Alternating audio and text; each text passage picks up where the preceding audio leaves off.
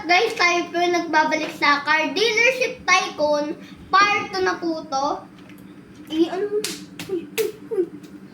Ito na po, a special day because this car is pagmamayari po ng isang YouTuber na si Sergey Bindi lang po yan.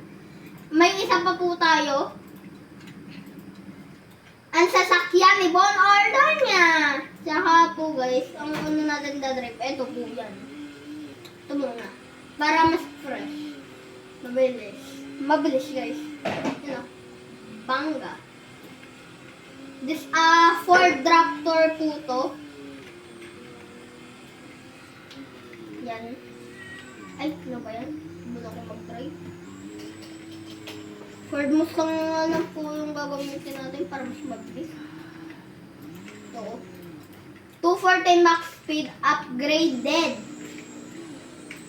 Matagal ko na po siya nabili, pero ano po siya eh. Hindi ko po siya ginagalaw dahil mas mabilis po yung McLaren natin. Yung panoorin niyo po yung part 1 bago niyo po ito panoorin.